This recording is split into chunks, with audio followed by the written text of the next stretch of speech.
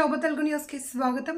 TDP నేతల విధ్వంసాలు, అరాచకాలతో ఇబ్బంది పడుతున్న కేడర్కు అండగా ఉంటాము అని వైసీపీ అధినేత జగన్ భరోసా ఇచ్చారు.